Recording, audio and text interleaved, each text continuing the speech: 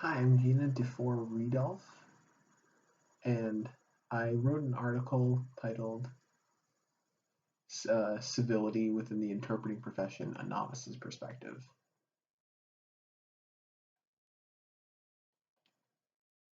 So I used to believe that if you wanted to become the best interpreter, you had to really practice and study and work and do your best to improve.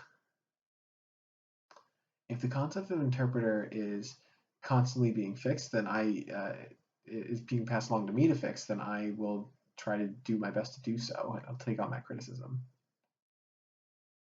So when we take on that criticism, we have to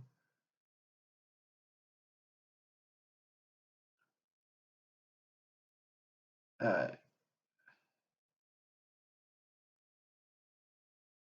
try to respect what we can, learn and respect what we can.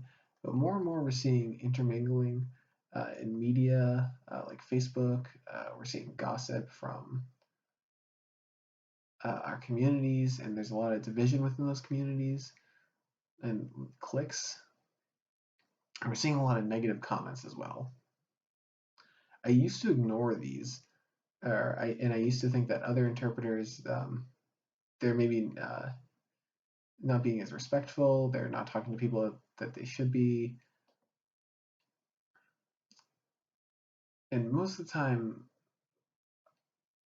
I try to look at new information and go to new workshops, and I see comments of like, "Oh, new interpreter. Oh, I hate them. They're so frustrating to work with, and their skills are just awful." I would try to ignore those comments, but I would feel deflated sometimes. I remember it's important to try to take the punches and just keep on practicing, because if you want to improve, that's how you have to do it.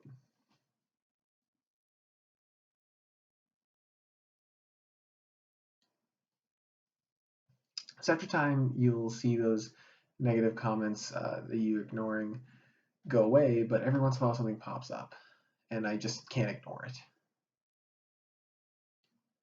So I saw this website that interpreters regularly use to show off their skills to try and get services. In this comment, I saw, oh, my team is lousy. They make a lot of mistakes, and their name was posted and his picture was posted, and his mistakes were posted as well. So I read through it and I was amazed. So I saw it again on Facebook where he's saying, "Oh, my team, they're lousy." So I took a picture of that and I posted that with his name, his mistakes, and I warned a lot of people where they're saying, "Oh, if you want to request to work with him, make sure that you turn him down," because I was just shocked at how negative he was.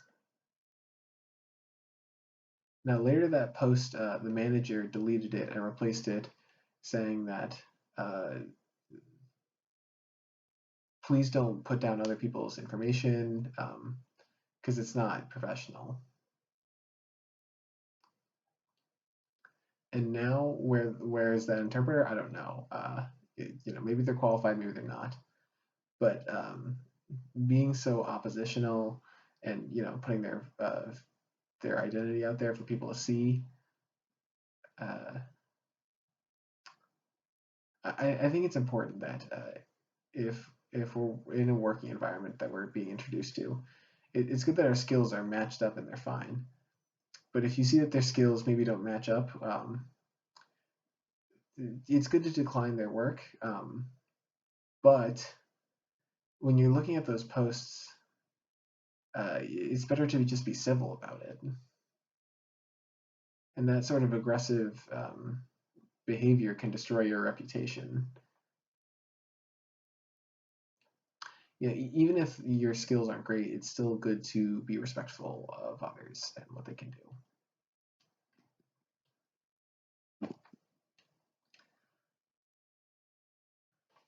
I had the opportunity to go to Stargate, Redar, and there's a speaker who is Betty Colonimus. And there are many interpreters who went in to go to that workshop as a student to try and learn from that class. So they had split up the interpreters, but some of them were new, some of them had many years of experience. So Betty went up and she said, "How long have you been interpreting?" Or how long have you felt the passion for interpreting? So we thought about it. We took turns posting it, our fears, and we put up all of our fears in this posting.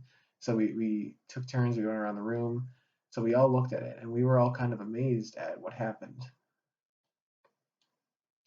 Our we put down our learning fears, institutional fears, professional fears, and we found that we had a lot of similarities.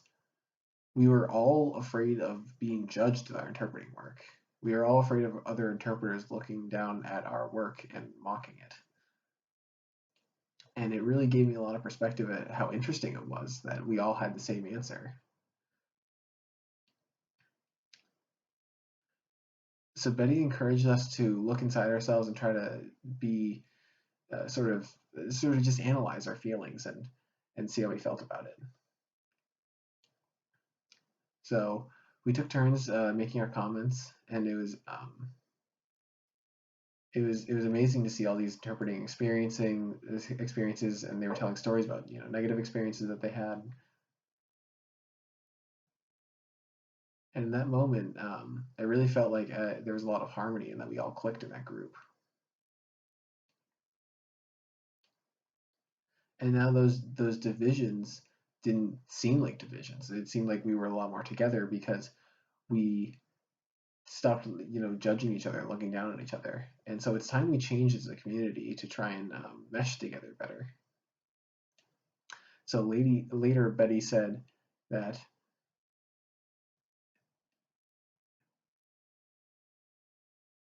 it's not good to just be attacking other people. Instead, just try to stand up and protest for what's right, and do what's right in your heart. And that really motivated me to try and change.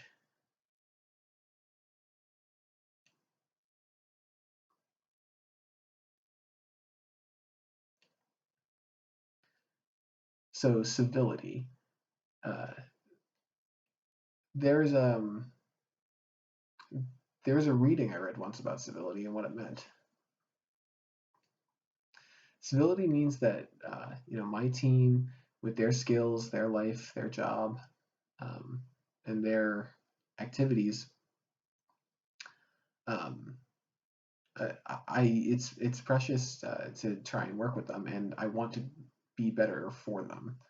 It doesn't mean that you have to always kind of suck up to them, but just respect them and care about their experiences. Right now, I feel like I see a lot in the community. There's a lot of division, and there's a lot of different cliques and groups that could sort of break out. But really, we should be trying to grow together as one group, because we're all interpreters. Right now, that it seems like that civility is missing, whether where it's online or in the real world. And I think we need to start changing that. I think we have to. If we don't change, we'll continue on the same path going forward.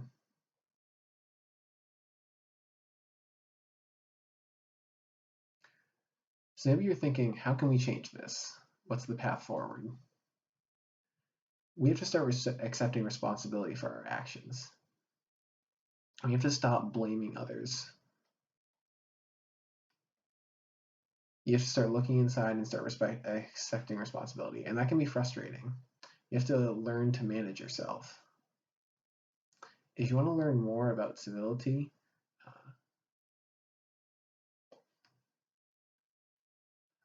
there is an article I read that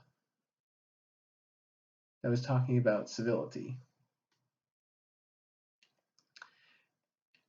If an interpreter in the area is never persecuting other interpreters, but instead of just trying to support them, I think that could do a world of good for our community and help the community develop into something better. So I encourage all of you to promise deep down inside to try and be civil and not have attitude when it comes to other interpreters. Instead, just try to give constructive criticism. And I believe that it's still important to take those punches in the chin when it comes to criticism, but we have to try and support each other to make each other stronger. And I think it's possible. It's important that we accept responsibility for our actions moving forward. So just think before you act.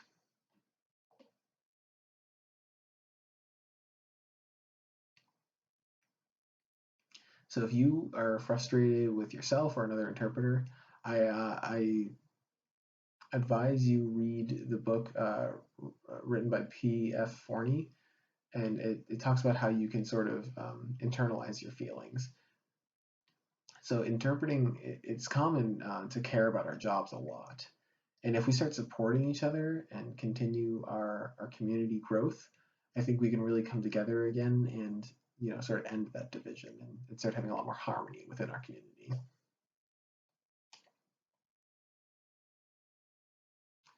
Remember, having civility doesn't mean that you are free from criticism. You can still take it, but it can be better with support. So if we promise to start supporting each other on the internet and in the real world, I think everything can be a lot better.